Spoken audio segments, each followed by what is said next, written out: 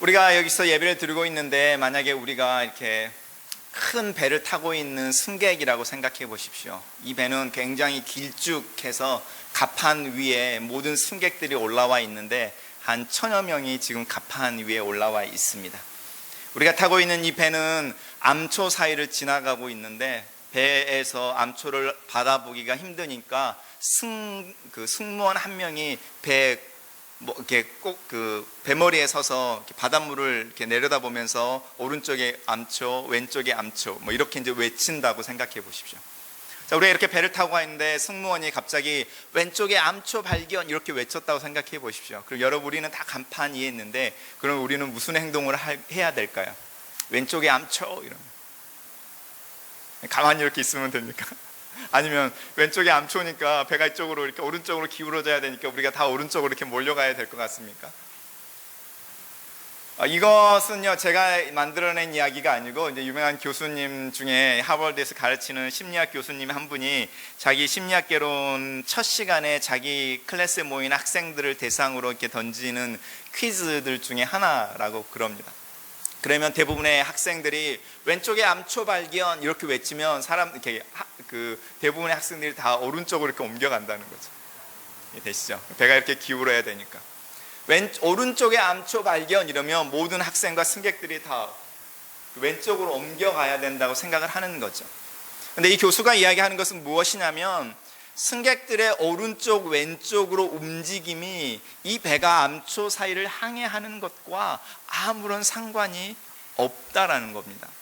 왜냐하면 배를 움직이는 것은 승객들의 움직임이 아니라 그 배 맨 훔이 바닷물에 잠겨있는 작은 키 하나, 그 다음에 그 키를 조정하기 위해 조타실에 들어있는 방향타 하나라는 거죠. 우리가 삶을 살면서 잃어버리거나 쉽게 잊어버리는 것이 있는데 바로 이겁니다. 우리의 삶을 우리가 이렇게 암초덩이가 있는 바다 같은 곳을 항해하고 있을 때에 정작 우리의 인생을 움직여서 암초 사이를 항해하게 하는 것은 큰 요소들이거나 다양한 요소들이 아니라 사실 우리의 삶의 핵심에 있는 어떤 키, 방향타 같은 거라는 겁니다. 우리가 사사기를 읽었는데 사사기의 대표적인 표현은 이스라엘의 왕이 없었으므로 자신들이 각각 자기의 소견에 옳게 행했다라는 거잖아요. 이 왕이라는 단어를 키라는 단어로 바꿔보십시오. 이스라엘의 이 키가 없음으로 말미암아 이스라엘이라는 배가 이스라엘 백성들의 개개인의 삶이 좌우로 흔들렸다. 왜 이스라엘 백성들은 이 왕이 없었다라는 말에 포커스를 맞추고 있을까요? 이스라엘 사람들이 가나안 땅에 들어가서 가나안을 정복하고 나라를 만들어냈을 때에 사실 그들의 삶은 가나안에 이미 들어와 있는 사람들의 삶과 비교해 볼 때 훨씬 더 낙후된 삶이었습니다. 예를 들어서 가나안에 살고 있는 사람들이 이미 철기 시대의 문화, 주몽 아시죠? 드라마를 보시면 나오죠. 이미 한 나라라든지 중국이나 주변의 나라들은 철기 문화를 쓰고 철제 도구에 철기로 만든 무기를 가지고 있는데 이 이스라엘은 겨우 청동기 초기 문화인 거죠. 그래서 모든 백성들이 전쟁이 일어나면 농사를 짓고 있던 곡괭이나 나무 몽둥이나 이런 걸 가지고 전쟁에 임했다는 겁니다. 몇몇이 되는 귀족이나 특별한 왕들만이 무기를 가지고 나갔는데 그 무기조차도 청동검이었던 거죠. 그래서 주몽처럼 이렇게 고구려가 철기 문화 아니면 그 주변에 있는 문화보다 더 앞서서 더 어드밴스된 무기를 만들어내기 전까지는 부국강병이라는 게 허용되지 않는 거죠. 이스라엘 사람들이 모여서 자기들과 옆에 주변에 있는 나라들을 비교해보기 시작했습니다. 원인이 무엇일까? 왜 우리를 둘러싸고 있는 사람들이 더 잘 사는 걸까? 그들이 왜 더 어드밴스된 컬처를 가지고 있는 걸까? 그들의 나라가 왜 훨씬 더 큰 무력과 군사력을 가지고 있을까? 이유는 딱 두 가지인데 한 가지로 통합이 되어지는 게 왕이라는 존재였습니다. 왕을 중심으로 일사불란하게 움직이는 나라, 왕이 있어서 상비군이 있는 나라, 왕이 있어서 뭐가 떨어지면 즉각 이루어낼 수 있는 강력한 리더십. 이거는 우리 역사에서 고스란히 이 왕이라는 존재를 가지고 있습니다. 예를 들어서 박정희 대통령을 생각해 보십시오. 요즘 한국에서 박정희 대통령이 옛날에 있던 대통령들 중에 하나가 아니라 동상이 세워지고 제사가 드려지고 이제 거의 우상화 단계로 가서 신이라는 거 칭할 수 있는 단계가 금방 올 정도로 그 박정희 대통령에 대한 우상화가 진행되고 있는 게 사실인데, 그 이유가 무엇인지를 생각해 보십시오. 이스라엘 사람들이 꿈꿨던 번영과 부와 파워를 가져오는 강력한 존재, 그 말 한마디로 그 박정희 대통령이 가지고 있던 과오라든지 잘못된 것들은 다 덮어져 버리는 거죠. 이스라엘 사람들이 이웃과 자신들을 비교할 때에 자신들을 부로, 풍요로, 파워로, 권세로, 권력으로 리드할 수 있는 어떤 키 같은 존재가 필요한데, 그 존재를 왕이라고 표현을 하는 겁니다. 근데 문제는 무엇이냐면, 이 풍요, 부, 권세, 파워 이런 것들이 어디서부터 오냐면 내 주변에 있는 사람들과 비교 우위에서 나온다는 겁니다.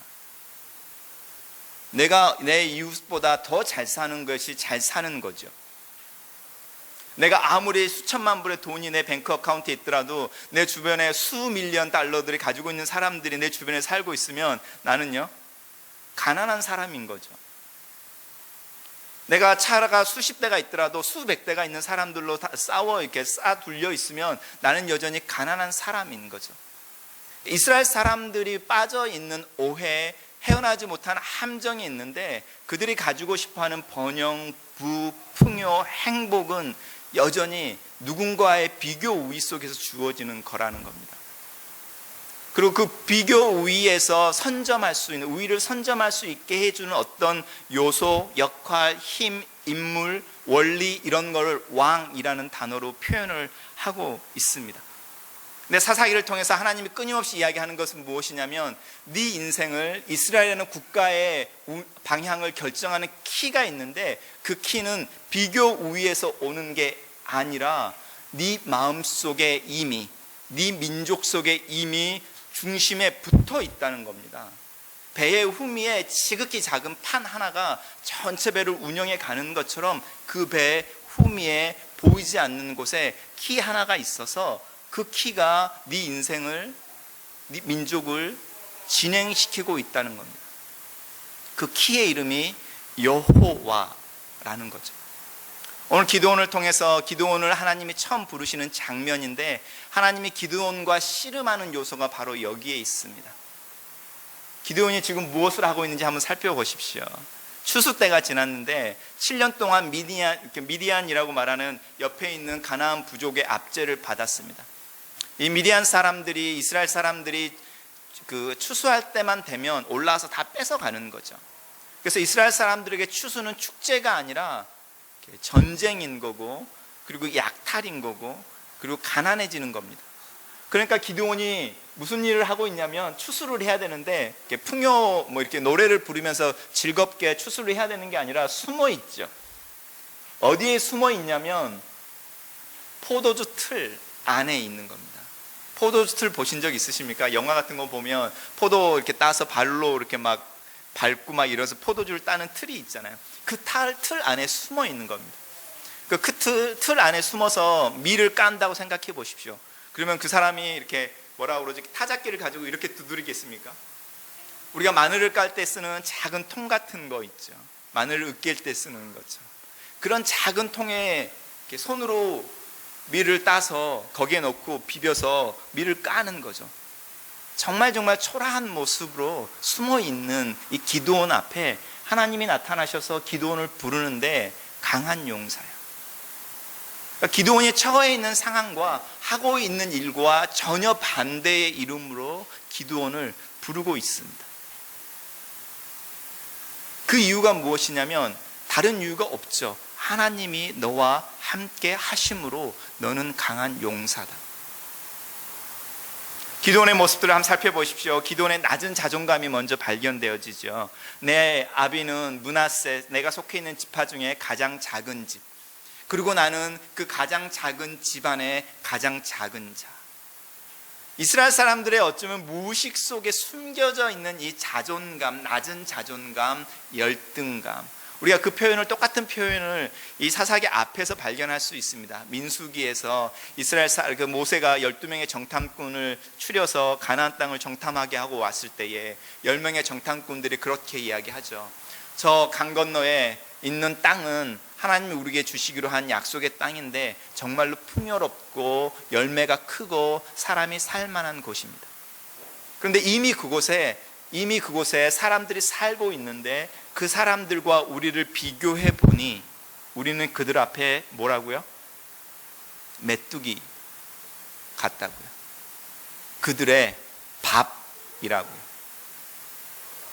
우리가 예수 그리스도를 고백하고 하나님을 아버지라 부르지만 이 세상을 사는 동안에, 특별히 이민 생활을 살면서 사실은 아무것도 아닐 수 있는 작은 요소들이 쌓여서 내 자존감이, 셀프 컨피던스라고 말하는 내 안에 있는 자신감이 자꾸 위축되어져서요, 아무것도 아닌 존재처럼 살아가고 있을 때가 많이 있습니다.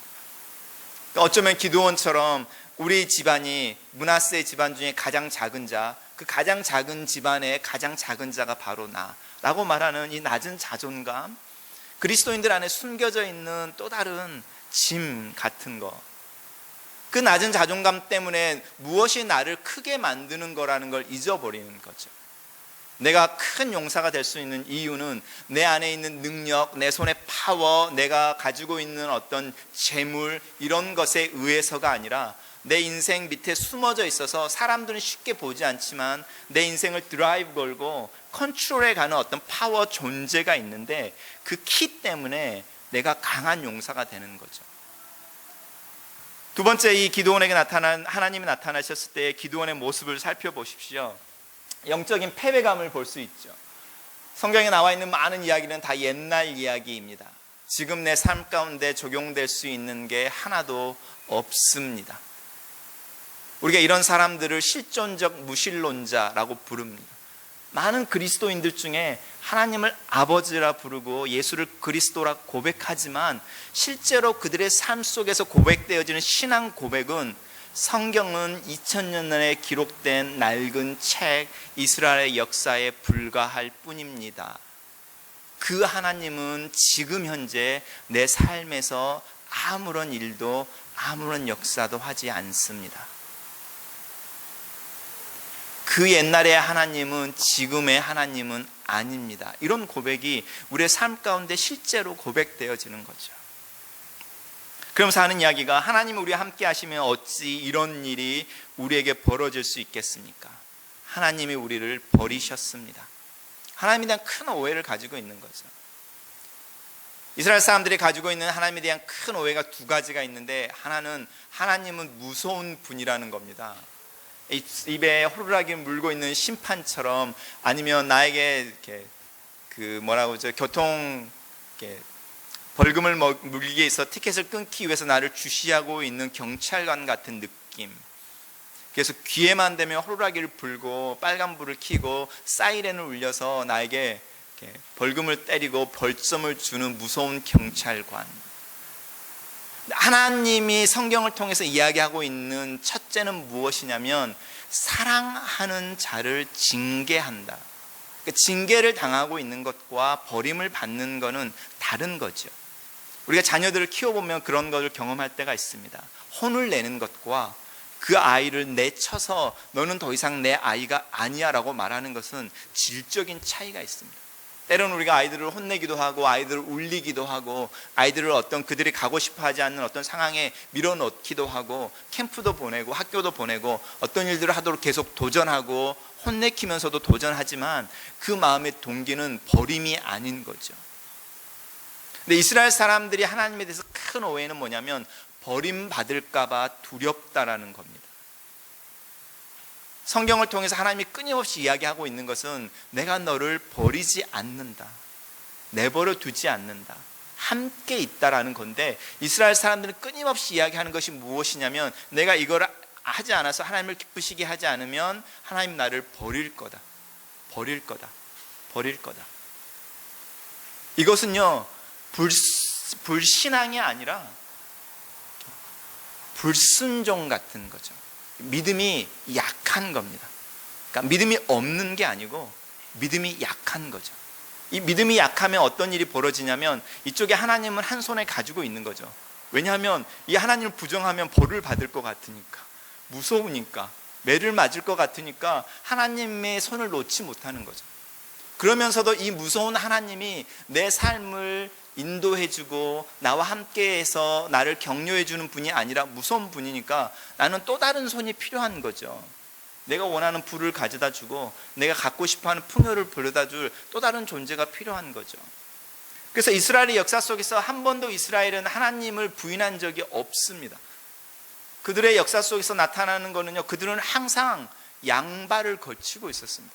한 손에는 하나님, 한 손에는 바알, 한 손에는 천국, 한 손에는 이 세상, 양손을 쥐고 있음으로 말미암아 그들의 삶을 꾸려나가 보려고 했던 거죠. 근데 제가 우스갯소리처럼 하는 것이 무엇이냐면요, 제가 옛날에 이제 친구들이랑 이렇게 같이 교회를 다니고 이제 성경 공부를 하고 이럴 때에 한 친구가 이제 이렇게 쉐어링을 하는데 뭐라고 말하냐면, 예수 그리스도를 믿고 나서 자기의 삶이 오히려 힘들다는 거예요. 곤고하고 고민도 더 많아지고. 그걸 어떤 비유로 쓰냐면, 내가 마치 두 나라의 전쟁터 중간에 서 있어서 이쪽에서 날아오는 화살 다 맞고 있고요, 이쪽 반틈은 이쪽에서 날아오는 화살을 다 맞고 있다는 거죠. 그래서 내가 예수를 믿고 나서 오히려 내 삶의 자유가 아니라 고슴도치라는 거예요. 이쪽 편도 못 들고 이쪽 편도 못 들고 양쪽에서 오는 화살을 고스란히 맞고 있어서 너무 힘들다. 차라리 옛날에는 이쪽 나라에 있어서 교회 다니는 애들 욕도 하고 교회 다니는 애들 못 살게도 굴 때 그래도 자유함이 있었다는 거죠. 왜냐하면 내가 원하는 거 뭐 훔쳐서라도 가질 수 있었고, 그럴 때 아무런 죄책감도 들지 않았고, 내가 나를 디펜스 하기 위해서 거짓말도 할 수 있었고, 그 거짓말이 나에게 아무런 문제도 아니었고, 근데 여전히 나는 거짓말을 하고 있고, 여전히 나는 내가 갖고 싶은 게 있으면 슬쩍 해서라도 그걸 가지고 있는데, 이쪽에서 날라오는 화살이 새로 오기 시작했다는 거죠.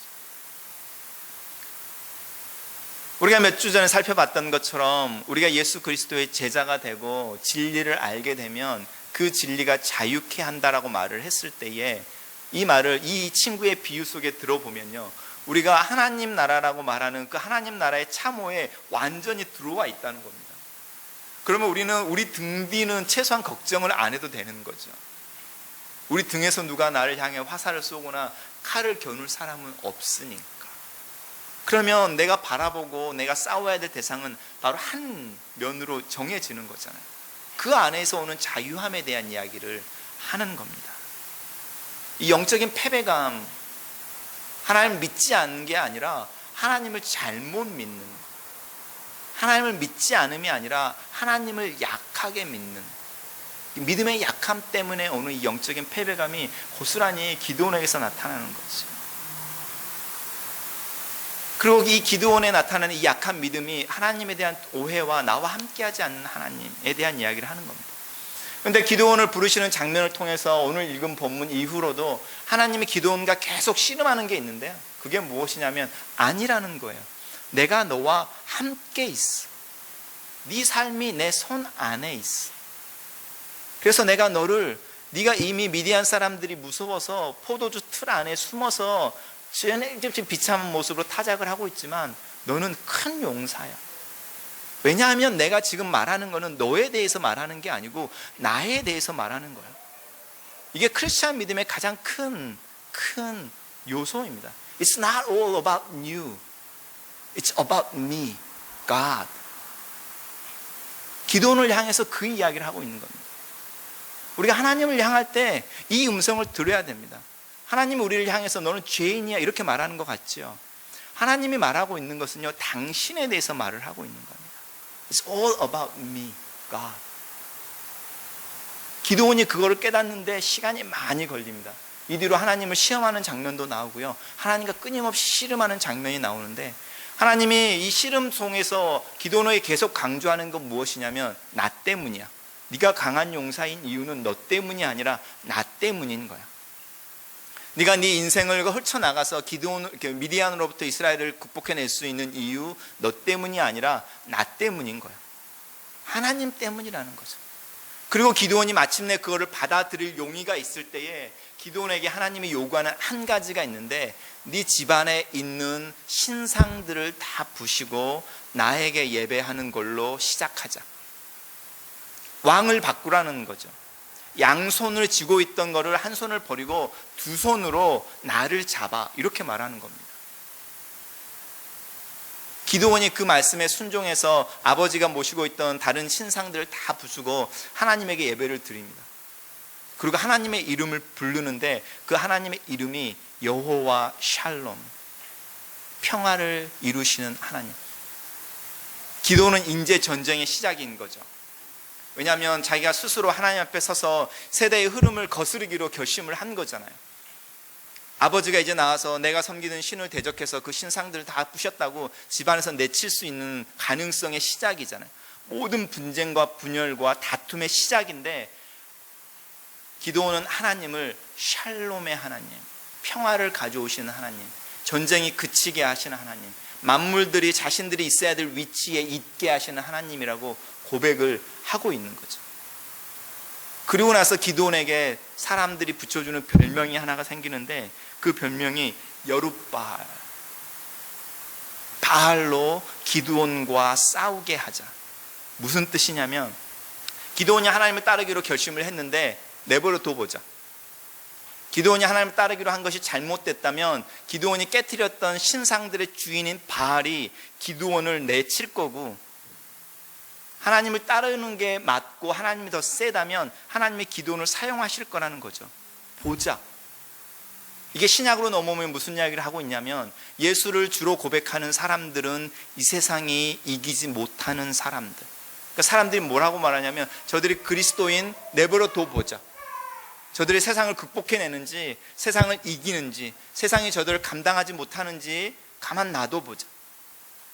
그러면 하나님이 어디에 있는지, 하나님의 저들을 통해서 무엇을 하는지가 드러나게 될 거야. 그런 별명을 갖는 거죠. 저 사람을 지켜보자. 이 세상의 모든 사람들이, 많은 사람들이 교회를 다니는 일을 통해서 그 엿봄을 기웃거리는 거, 슬쩍슬쩍 보면서 하나님이 정말 쟤들과 함께 있을까? 이런 이야기 하는 거. 우리가 제일 듣기 싫은 말도 그 말이죠. 하나님이 너와 함께 있는데 네 삶이 왜 이래? 기도원의 쓰름도 사실은 그 씨름이죠. 하나님이 우리 함께 있다면 이런 일들이 왜 일어납니까? 그 질문들을 관통해서 나아가는 하나님이 우리에게 주는 한결같은 목소리는 무엇이냐면, 내가 거기에 함께 있어. 지금 네 인생에 소나기 같은 폭우가 내리고 있느냐? 그럼 너가 그 비를 맞고 걸어가고 있지. 내가 네 옆에 같이 걸어가고 있는 거야. 그 폭우가 끝이면 무지개를 볼 것이고 이렇게 화창하게 올라오는 태양을 보는 날이 있을 거야. 그때 거기에 내가 같이 있는 거야.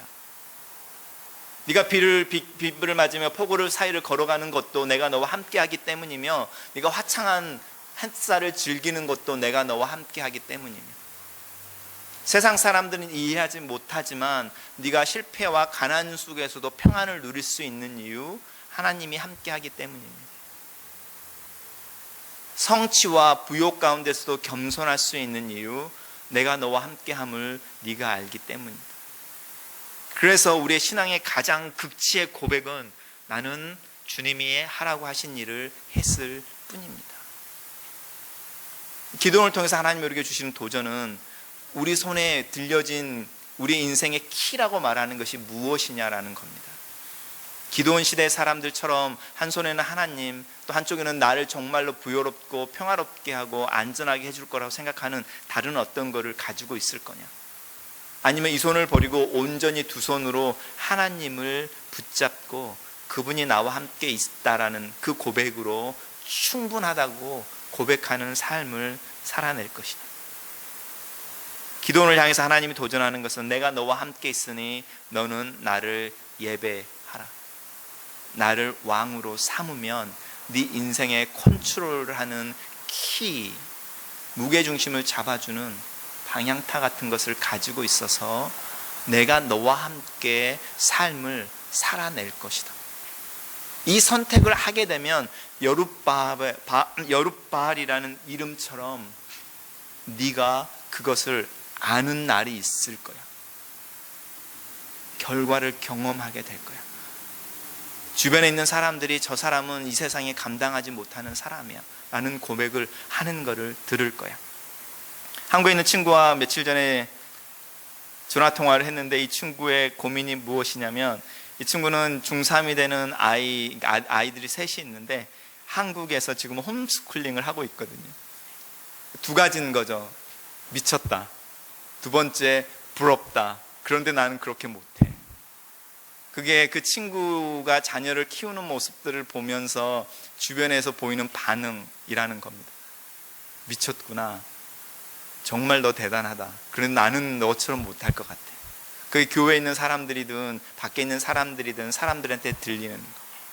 근데 아이들이 커가면 커갈수록 이 한국이라는 전체 사회가 자기에게 주는 그 중압감을 이기기가 너무 힘들다는 겁니다. 자기가 믿는 바가 있어서 아이들을 그렇게 키워내는데 그 밖에 나가면 부는 그 바람이 자기로 하여금 우리 아이들을 잘못된 곳으로, 다른 곳으로 가게 하고 있다는 느낌을 자꾸 준다는 거예요. 이게 이제 이 친구의 고민이었습니다. 그러니까 이 친구가 결국은 해결책을 찾는 이유 중에 하나가, 그러면 그 바람이 약한 캐나다로 오면 어떨까? 미쳤지 너. 현실인 겁니다.